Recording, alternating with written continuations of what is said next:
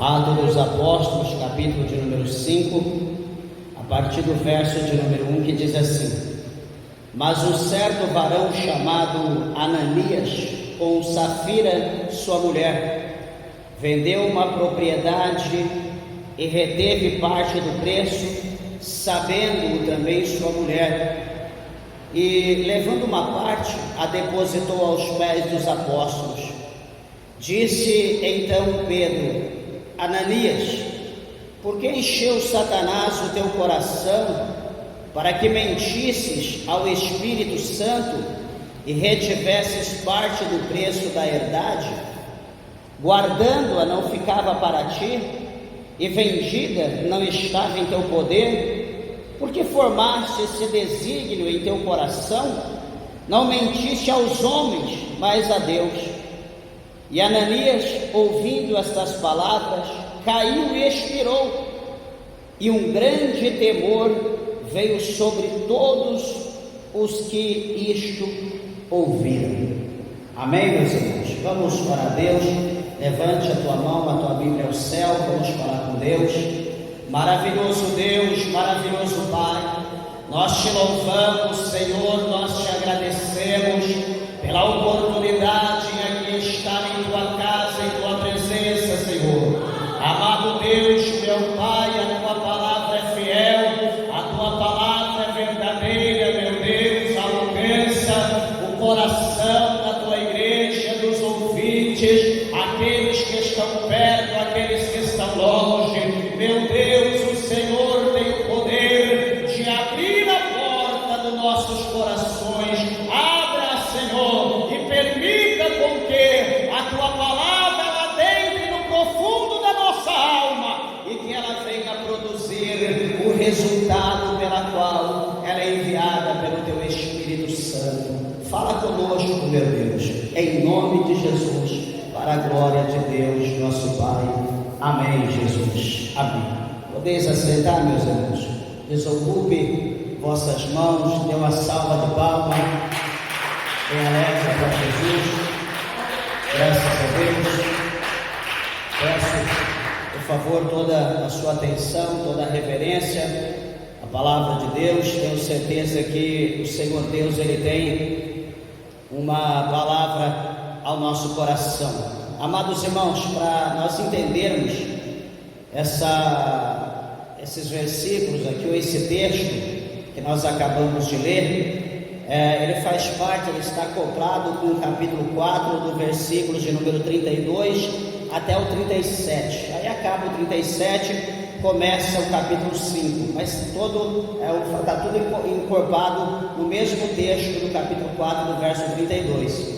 E eu quero chamar aqui a atenção dos irmãos que o verso 32 do capítulo 4, a Bíblia vai mostrar para nós acerca da comunidade daquela época, né, da igreja daquela época, dos irmãos que viviam, que serviam a Deus, né, como que eles viviam, como que era o ritmo dos irmãos, como que eles eram. Primeiramente, a Bíblia diz que era o coração e a alma da multidão dos que criam, e ninguém dizia que coisa alguma do que possuía era sua própria, mas todas as coisas lhe eram incomuns. Então veja que todo mundo, os que adoravam a Deus, aqui já era mais de 5.000 almas, né, em torno. Primeiro 3.000 se achegaram a Deus, depois mais quase 5.000, então já tinha uma quantidade muito grande de pessoas que adoravam a Deus e que serviam o Senhor. E a comunhão, e os irmãos viviam numa comunhão muito grande, na comunhão do partir do pão, na comunhão da oração.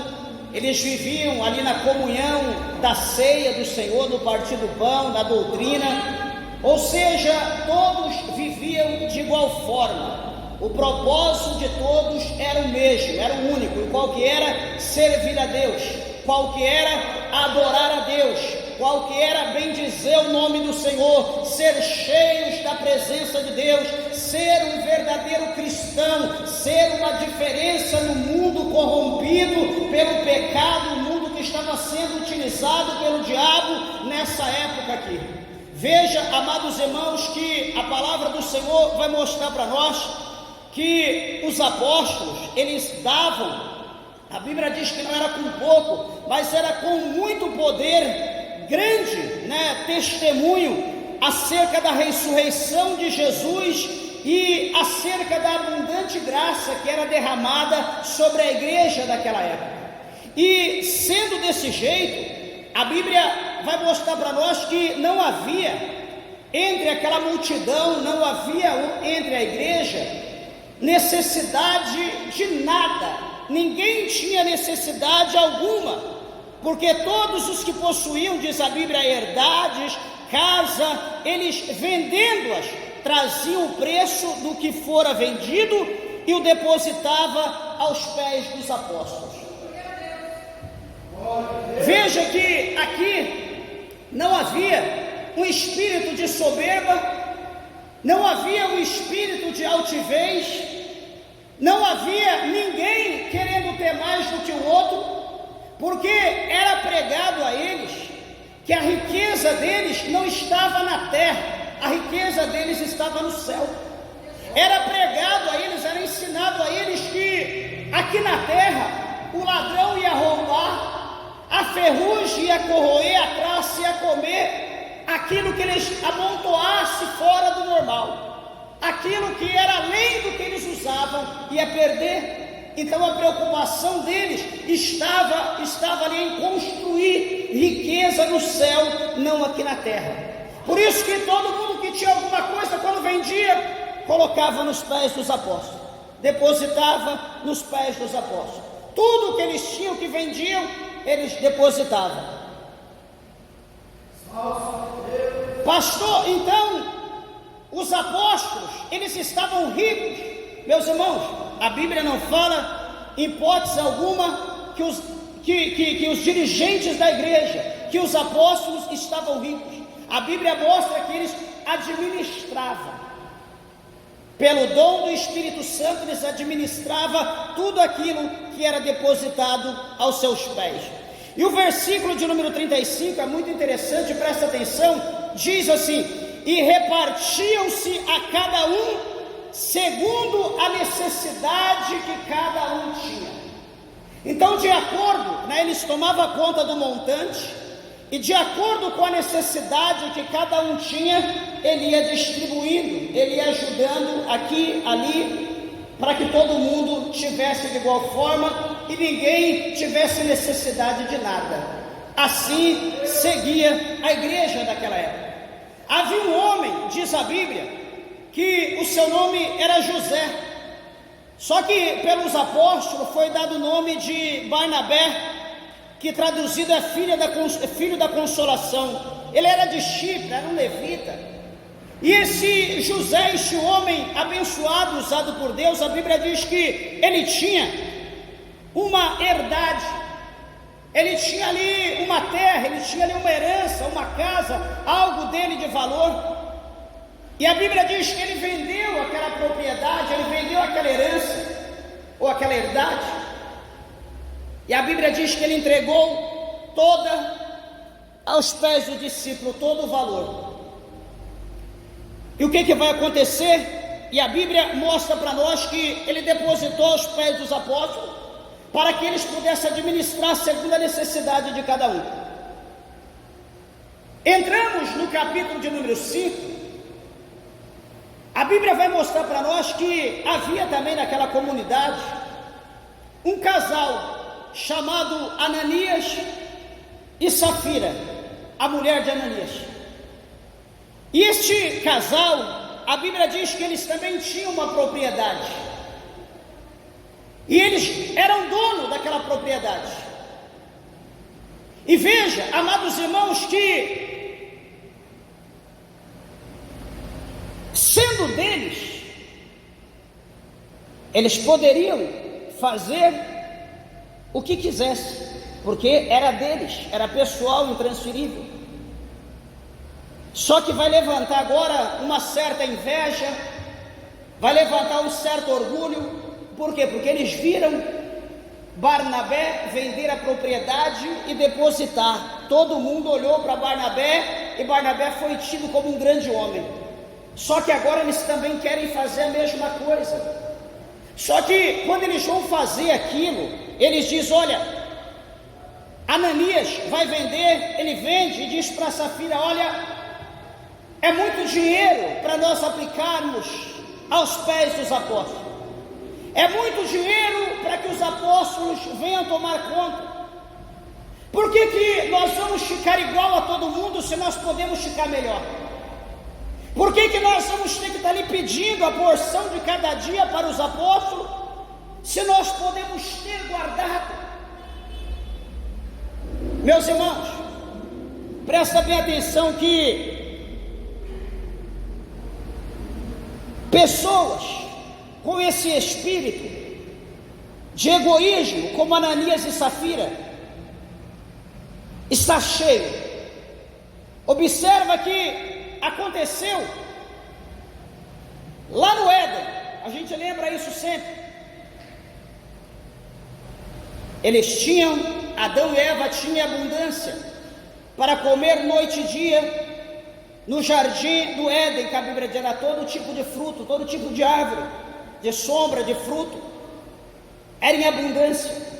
E o Senhor os proibiu da árvore da ciência do bem e do mal, do conhecimento do bem e do mal, e o Senhor os proibiu da árvore da vida, e disse: vocês podem comer de tudo, exceto tocar nessa. O diabo simplesmente foi lá, por intermédio da figura da serpente. A Bíblia diz no livro do Apocalipse que ele é a antiga serpente, e ele agora vai seduzir a Eva. A Bíblia diz que a mulher é o vaso mais fraco. O diabo, ele não ia seduzir Adão, porque Adão não daria ouvido para ele, Adão iria repreendê-lo. O negócio de Adão era com Deus, não era com o diabo.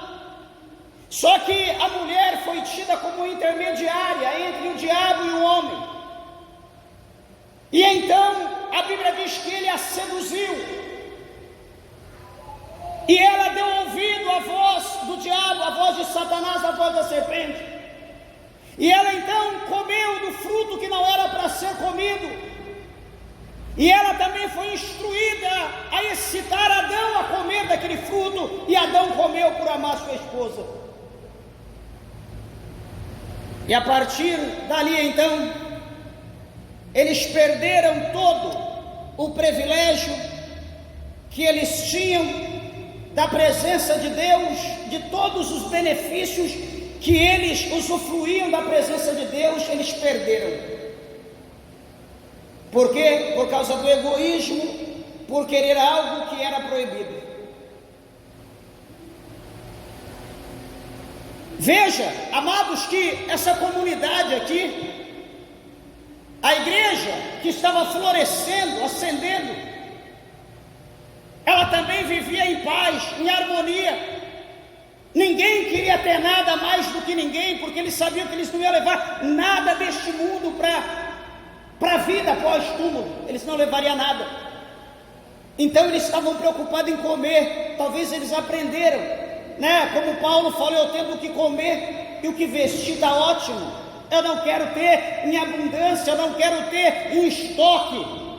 Isso é tão verdade, que quando aqueles olhos gordos, ou aqueles olhos gordos, aqueles judeus olhudos, que estavam caminhando pelo deserto, no princípio dos 40 anos, no início do maná, eles estavam tão aflitos, tão afoitos, para querer abundância, para querer mais do que os outros, que o Senhor falou por intermédio de Moisés que o maná era diário.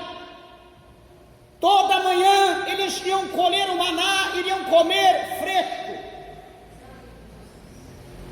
Eles não podiam ter estoque, eles não precisavam guardar, mas era cada dia Deus daria porção para eles. Mas eles acreditaram em Moisés? Eles acreditaram em Deus? Não. Eles colheram quantidade imensa, o olho gordo, preocupado que Deus amanhã não iria dar para eles comerem, que eles iam morrer de fome, pegaram um monte. E a Bíblia diz que, em desobedecendo a Deus, o fedor, os bichos que saía daquilo era coisa terrível, era horrível o cheiro. E os bichos que saíam, de maneira que eles tiveram que aprender, por causa da nojeira, por causa do odor. E então eles aprenderam que todos os dias Deus daria a porção que eles precisavam fresquinha. Até chegar um dia que eles comeram, que eles chamaram aquele pão, eles chamaram aquela dádiva, eles chamaram aquele pão de Deus de coisa vil. Eles fartaram, que eles enjoaram, eles reprovaram a comida que Deus deu. Esse povo aqui, eles estão abençoados, eles aprenderam que eles tinham que se preocupar com a porção de cada dia. Só que no meio deles nasceram Ananias e Safira. E Ananias e Safira, usado pela serpente, não vejo outro motivo a não ser querer excitar dentro da igreja, dentro da comunidade, uma contenda, um espírito para querer tirar mais para si do que para os outros. Vamos fazer isso que nós fazendo, os outros verão e também farão, e os discípulos vão ficar com o dedo na boca, cada um se vira, faz o que quer. Meus irmãos, o apóstolo São Paulo, ele nos instruiu, no capítulo 11, a partir do verso 17, que é a palavra oficial que nós lemos para a Santa Ceia. O apóstolo Paulo, ele vai mostrar ali para nós, capítulo 11, verso 17, 1 Coríntios, ele vai mostrar que na igreja, na congregação, na reunião da igreja, quando eles reuniam para a ceia, tinha também um evento chamado a Festa do Amor, que era mais ou menos comparada como a Páscoa, que Jesus comeu primeiro, quando nós lemos lá em Marcos, que Jesus manda os discípulos seguir um homem e perguntar aquele homem aonde é que ele ia, aonde que estava o lugar que ele ia ceder para Jesus preparar a Páscoa. Então, quando os discípulos seguem aquele homem, encontram um lugar, a Bíblia diz que eles preparam, eles matam ali o animal, o cordeiro, eles preparam o animal para comer. Eles vão comer aquele animal, eles vão comer a Páscoa. E após então ele comendo a Páscoa, Jesus então vai preparar a ceia. É uma refeição, outra refeição, é duas coisas distintas. Quem lê entenda. Então, depois de comer a Páscoa, eles vão comer a ceia, o pão e o vinho, o suco da uva. O apóstolo Paulo, ele mostra para nós que havia algo semelhante. Entre a Páscoa e a ceia, eles colocaram a festa do amor, a festa ágape, a festa da caridade, antes da ceia. E o que acontecia? Aqueles irmãos que eram ricos, eles levavam na proporção da sua riqueza e na proporção que eles conseguiam comer em abundância. Eles ali montavam o ambiente deles e ali eles estavam. Do outro lado aqui tinha aqueles irmãos que era mais ou menos. Eles montavam ali a sua mesa de acordo com o seu poder, de acordo com a sua fome, e ali eles se reuniam. Ali tinha outro que tinha pouco menos, da mesma forma, e ali tinha os que não tinham nada, os miseráveis, aqueles bem humildes, bem pobres, que estavam à mercê de alguma migalha, de algum convite de alguém, para que eles pudessem comer. O apóstolo Paulo, ele vai exortar a igreja de Corinto, e vai dizer para ele: vocês não têm casa para comer?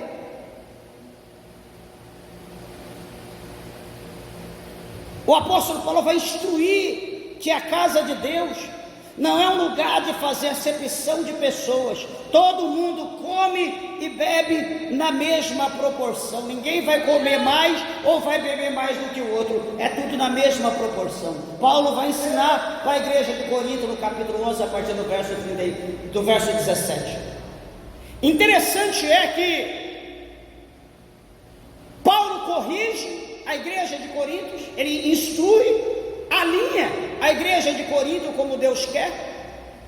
E aqui em Atos dos Apóstolos, este livro escrito por um gentil médico chamado Lucas, que escreveu a Teófilo,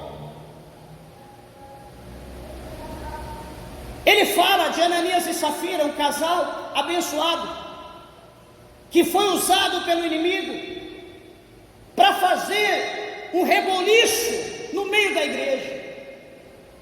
Amados, deixa eu dizer uma coisa para vocês. O apóstolo São Pedro, no capítulo 5, no versículo 8 da sua primeira carta, ele escreveu dizendo para nós vigiarmos, para nós estarmos em oração, em atenção, atentos. Ele diz que ao nosso derredor está Satanás, rugindo como um leão sagaz, perverso, buscando, procurando alguém para que ele possa tragar. Amados irmãos, nós somos usados pelo Espírito de Deus. A Bíblia diz que nós somos templo e morada do Espírito Santo de Deus. Mas numa brecha, num vacilo que Judas deu, Satanás entrou em Judas e ele era apóstolo. Satanás entrou nele e ele traiu Cristo, ele traiu seu mestre.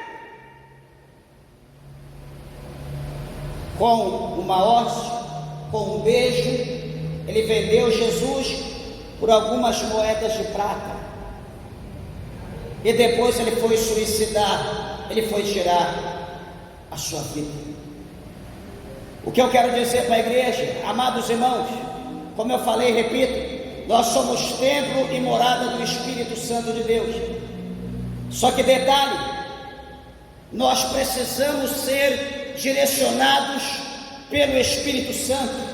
A nossa mente, o nosso coração, os nossos atos, o nosso gesto, as nossas atitudes, as nossas atividades precisam ser direcionadas pelo Espírito Santo de Deus. Nós temos que ter entendimento até onde é o Espírito de Deus que está agindo na nossa vida, ou se é Satanás que está agindo na nossa vida para querer nos derrubar ou destruir a igreja de Deus por intermédio da nossa vida. Pastor, Deus me livre.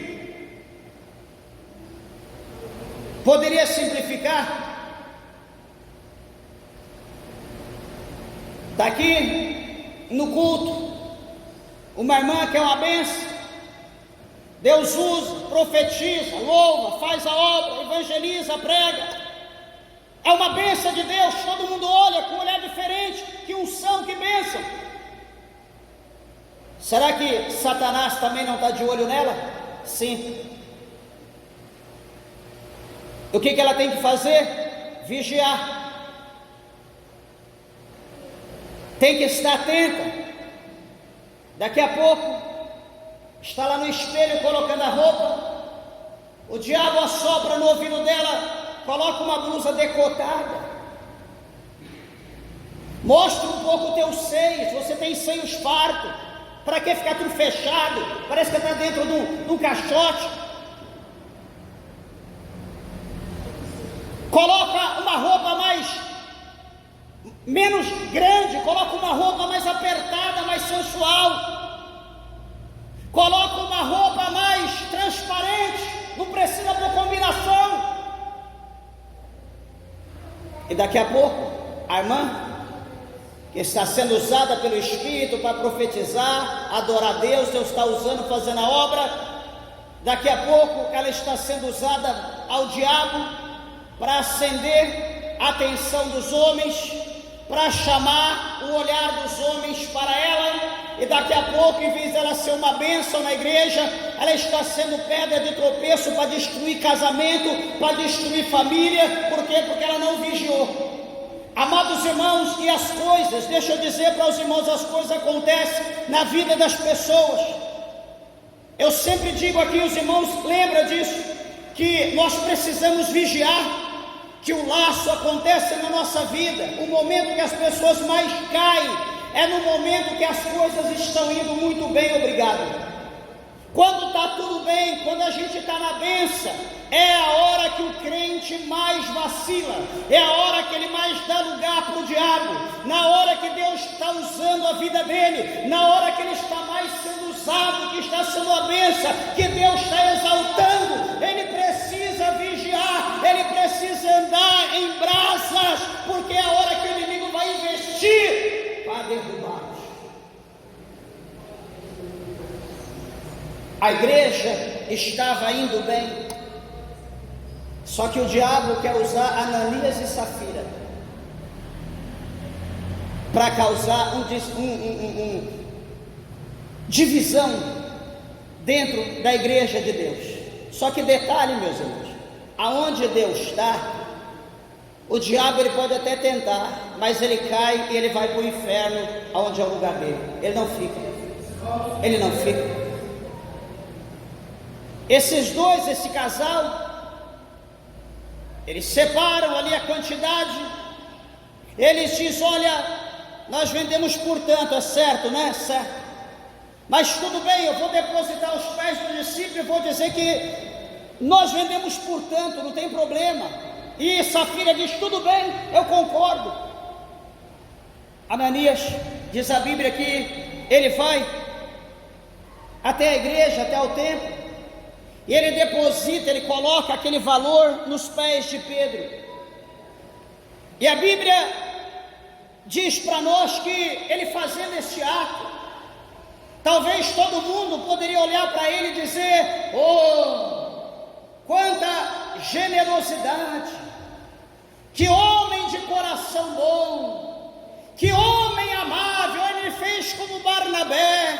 Olha, agora nós temos dois que abençoou a comunidade de uma forma ampla. Todo mundo está abençoado. Só que, meus irmãos, quando nós olhamos para a palavra de Deus, nós sabemos que todas as nossas consequências, ou todas as nossas escolhas que nós fazemos, há uma consequência. Presta bem atenção no que eu estou dizendo. Todas as nossas escolhas há uma consequência. E não pensa você que essa consequência se manifesta na hora, se manifesta amanhã, a semana que vem, o mês que vem. Há escolhas que a consequência vai se manifestar daqui 5 anos, daqui 10 anos, ou no dia do juízo final. Presta atenção no que eu vou dizer. Hoje, nos nossos dias, aqui no dia dos apóstolos não era assim, mas hoje está sendo. No dia dos apóstolos, o casamento era até que a morte os separe. Hoje se troca de homem, se troca de mulher, como se troca de roupa. Até um carro demora mais para se trocar do que estão trocando hoje de cônjuge.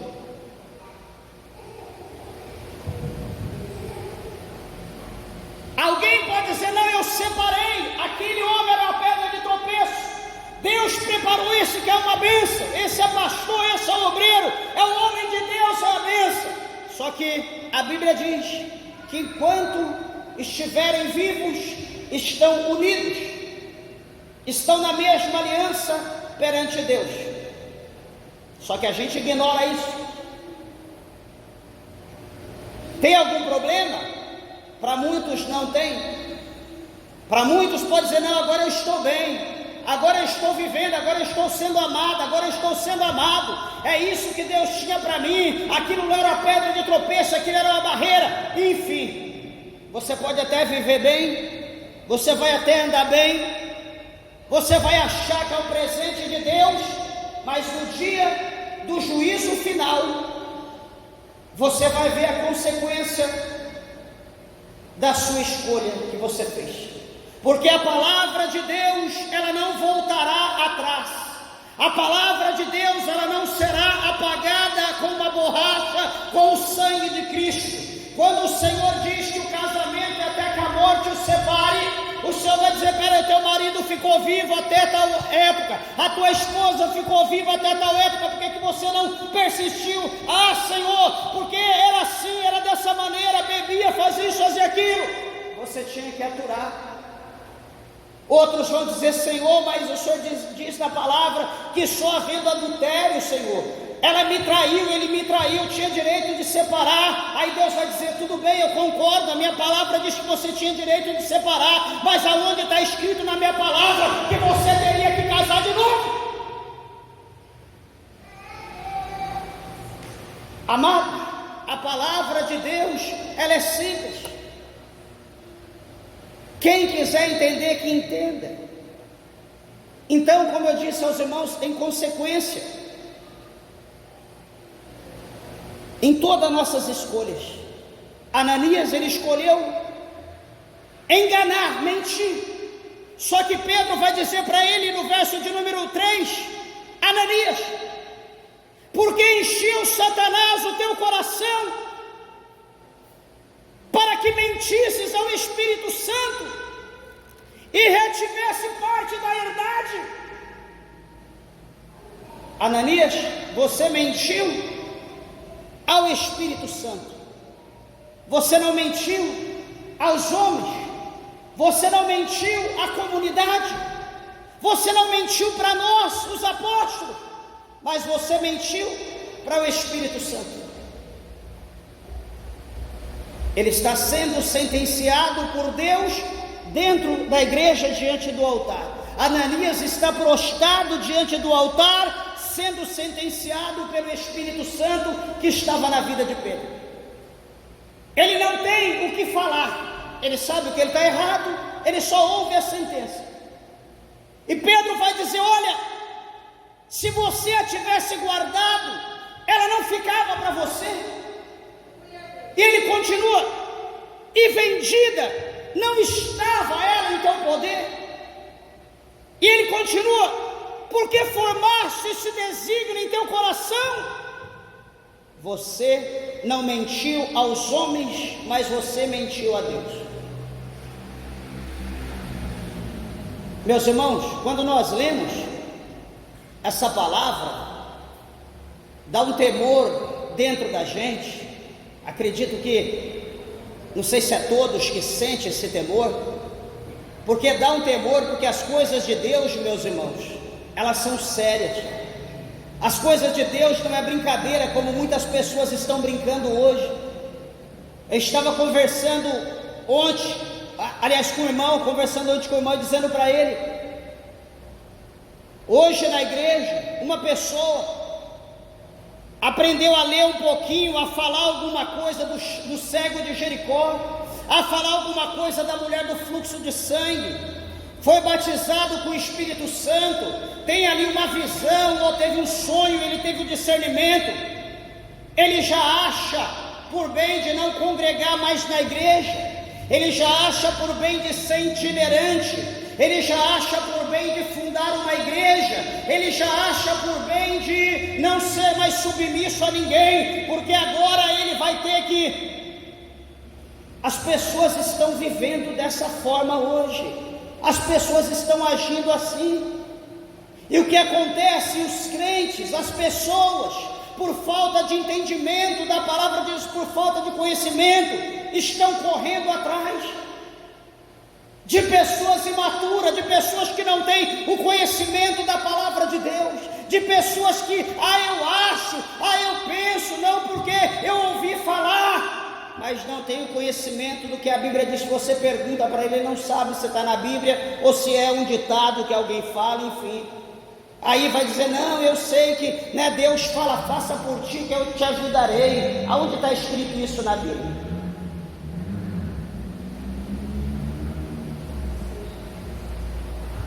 Quando Ananias é sentenciado, a Bíblia diz que ele vai ouvir a sentença que é dada pelo Espírito Santo por intermédio do apóstolo Pedro.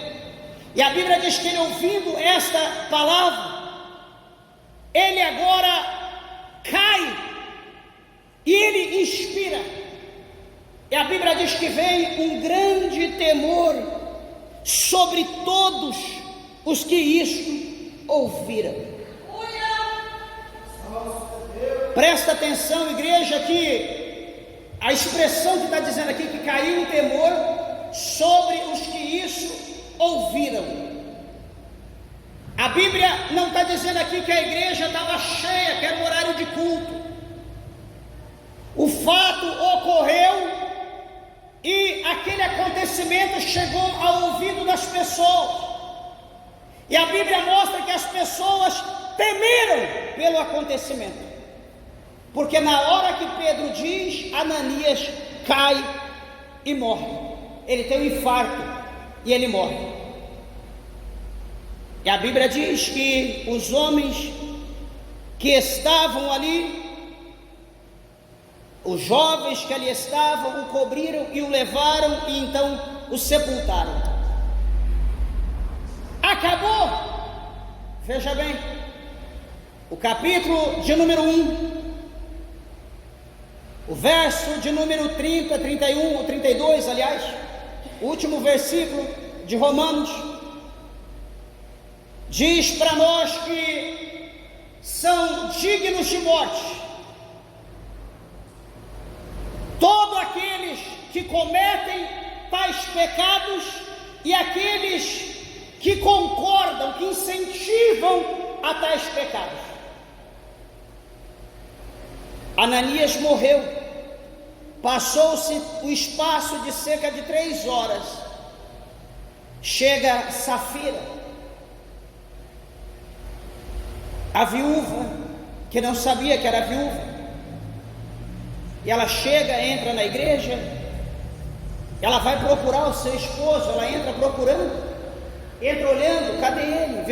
Procurando os assentos, olhando de repente pela oferta generosa, talvez ele já ganhou um cargo, talvez ele estaria ali diante do altar, junto com os ministros, junto com os discípulos, e não acha, procura diante do altar, não vê, olha para um lado, para o outro, olha, nada de Ananias. E ela chega diante de Pedro, chega diante do altar, ela não pergunta nada, não dá tempo. Pedro olha que ela está procurando, Pedro sabe que é a esposa do falecido, do mentiroso. Pedro pergunta a ela, dize-me, fala para mim uma coisa, vocês vendestes, portanto, aquela herdade? Pedro faz a pergunta simples, é sim ou não? Diz para mim, Safira, a propriedade lá, os bens lá que vocês venderam, você e Ananias vendeu portanto? Ela diz, sim, foi portanto, com aquela alegria, com aquela empolgação, como ela havia combinado com o falecido. Pedro vai dizer para ela, por que é que entre vos concertastes para tentar o Espírito do Senhor? Pedro faz essa pergunta. Por que vocês acordaram? Por que vocês maquinaram? Por que vocês combinaram para tentar o Espírito do Senhor? Naquela hora lá, sente um gelo, um frio. A sentença está diante dela. E Pedro conclui dizendo: eis aí a porta, os pés dos que sepultaram o teu marido, e também levarão a ti. Quando Pedro diz dessa forma, ela logo cai sobre os seus pés, inspirou e morreu, igual Ananias, também Safira. Meus irmãos, entenda aqui o contexto. O bem era deles, pessoal, intransferível. Eles podiam vender, era deles, eles poderiam fazer o que quisessem. Eles tinham que dar o dinheiro na igreja? Não, se eles não quisessem dar, eles não precisavam dar. Se eles quisessem doar para alguém, eles poderiam doar. Se eles quisessem dar só uma oferta na igreja, eles poderiam. Ué, mas por que então que eles morreram? Porque eles mentiram. Houve um acordo entre eles, venderam por 10 mil reais, vamos dizer que nós vendemos por 1.000, tá bom? Vamos guardar 9 para nós, então vamos dar só 1.000. O problema foi porque eles mentiram, eles não eram obrigados a nada. Você está entendendo como que é a história, como que é a situação? Deus, Ele não concorda com a mentira. Um dia, a palavra do Senhor nos revelou por intermédio de Jonas, que a escolha que Jonas fez, a escolha dele, aos seus olhos foi boa, porque ele não ia para Nínive pregar a palavra, ele queria ver a sentença de Deus sobre os ninivitas. Ele foge para outra direção, dentro do navio, lá embaixo no porão, ele vai dormir até chegar no seu destino. Essa foi a escolha de Jonas. Só que qual foi a consequência? A consequência foi que Deus enviou a tempestade, Deus enviou o vento, o mar ficou revolto, o barco estava para ir a pique, todo o que havia da tripulação, todos os bens, toda a carga foi lançada no mar, para o barco não afundar, mas mesmo assim não tinha jeito, estava para afundar. Muitas pessoas morreram, perderam seus bens, até que descobriram que a causa daquela situação era Jonas, que estava dentro do barco, fugindo para Tarsis, diante da presença de Deus. Deixa eu dizer a você nessa noite, não me interessa o que você está fazendo, não me interessa o que você fez, qual é o seu projeto, o que você quer fazer. Quero dizer uma coisa para você, que os olhos de Deus estão sobre a tua vida, e se você sabe o que é certo, faça o que é certo. Ah, pastor, mas eu não estou suportando mais, o problema é teu. Você procure suportar, ou a sentença de Deus virá sobre a tua vida, hoje, amanhã, ou na eternidade, você decide. Com Deus não se brinca.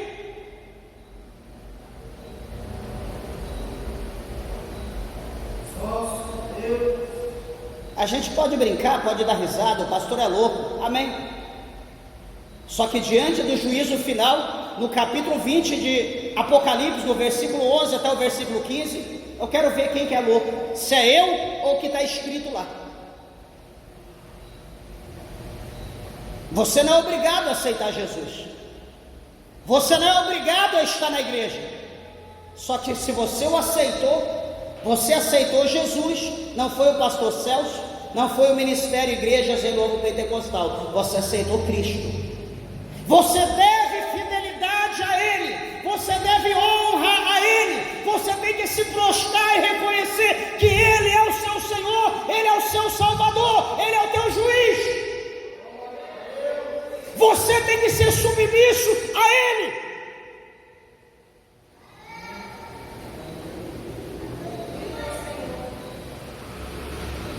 E aquilo que aos olhos do diabo e a fazer uma divisão na igreja. A Bíblia diz que houve um grande temor em toda a igreja e em todos os que ouviram estas coisas. E muitos sinais prodígios eram feitos entre o povo pelas mãos dos apóstolos, e estavam todos unanimemente no alpendre de Salomão. Então veja que essa situação trouxe um aumento maior da fé em Deus por intermédio daquelas pessoas. Aquelas pessoas veem que verdadeiramente quem estava operando era Deus, quem estava operando era o Espírito Santo. Meus irmãos, eu acho que nesses últimos dias que nós estamos vivendo, desculpa do que eu vou dizer, eu acho que Deus está bonzinho demais. O povo está pecando, está adulterando, prostituindo, bebendo, jogando, mentindo. O povo está virando nos avessos e está tudo normal. A hora que Deus começar a colocar o dedo, a hora que Deus começar a matar a gente com o microfone na mão, a hora que Deus começar a cobrar, a hora que capa começar a cair, o povo vai começar a ter vergonha na cara, o povo vai começar a respeitar Deus, o povo vai começar a ser sincero com a palavra de Deus e será crente fiel e largarão de ser mentirosos, como hoje tem sido pedra de tropeço para aqueles que querem ir para o céu. Desculpa eu falar dessa maneira, mas é a realidade que nós estamos vivendo. Nós não estamos querendo ir para o céu, estamos como os fariseus. Olha, fariseus, Jesus dizia: vocês são hipócritas, ai de vós, vocês ficam na porta. Fariseus, ei, vocês ficam na porta. Fariseu, vocês não entram. E vocês, fariseus, não deixam o povo entrar. Está entendendo? Nós não estamos querendo entrar, e com o nosso testemunho, com a forma que nós estamos servindo a Deus, as pessoas estão olhando dizendo: eu vou ser crente para ser como aquele ali? Eu vou ser crente para ser como aquele? Eu não quero ir para o céu? O meu testemunho é um testemunho mau? As pessoas olham, me repudiam e dizem: não, jamais eu vou querer ser crente para a igreja para ser como aquele. Então, eu estou na porta, eu não quero entrar e eu estou impedindo o povo de entrar por causa do meu testemunho. Você está entendendo? O mistério é esse. Você não está aqui me servindo, você não está servindo a comunidade, você está servindo a Cristo. Jesus disse que é misto, é mistério que vem o escândalo, mas ele diz: ai do homem por quem o escândalo vier, era melhor que esse não houvesse nascido. Ou amarrar, fazer um nó com uma pedra de atafona no pescoço e se ancorar no meio do mar. Era melhor que ele nunca tivesse nascido do que produzir o escândalo. Igreja, ser crente, desculpa do que eu vou falar, mas não é o que a gente está sendo hoje não, desculpa. Acho que para piorar tem que mudar muito, tem que melhorar muito, porque não está brincadeira não. A gente não traz ninguém para a igreja, a gente não intercede por ninguém, a gente não faz clamor pedindo batismo com o Espírito Santo, a gente está fugindo da oração igual o diabo foge da cruz, a gente está fugindo de responsabilidade igual o cão foge da cruz. Nós não estamos querendo oportunidade, a gente não está querendo fazer nada para Deus. Eu pergunto: que tipo de crente nós estamos servindo? Quem, pelo amor de Deus? Desculpa eu falar dessa forma. Meus irmãos, estar aqui na igreja é um ensaio para estar no céu. E se a gente acha que nós vamos para o céu da maneira que nós estamos aqui, nós estamos perdidos. Coloque isso na tua cabeça, raciocina, ora a Deus e peça: Deus, fala comigo, será que o pastor está certo ou está errado? Eu tenho certeza que o Espírito de Deus Deus que está em mim me orienta para falar dessa maneira. Eu não estou cego não, nem você está cego, você está vendo o que está acontecendo no mundo. Você vê o que está acontecendo na igreja, você vê o que está acontecendo aí fora. Não brinque com Deus. Você não dá conta, saia, vai para o mundo, vai para o inferno, vai para onde você quiser. Mas se você quer servir a Deus, sirva a Deus como tem que ser. Sirva a Deus em espírito e em verdade. Não brinque com Deus, porque tudo tem limite. Vai chegar um momento que Deus vai começar a colocar o dedo. Enfim, deixa Deus trabalhar. Que não venha, espero eu, ou espero que venha acontecer nos nossos dias, como aconteceu com Ananias e Safira. Quem sabe assim desperta o temor. Quem sabe assim a gente, floresce alguma coisa dentro da gente. Quem sabe assim te dê lugar para o Espírito de Deus trabalhar, porque está difícil. E eu tenho certeza que Deus, Ele não está um pouco feliz com a forma a qual nós temos servido a Deus ultimamente. Que o Espírito de Deus fale mais aos nossos corações, e as palmas bem alegres exaltem o nome do Senhor.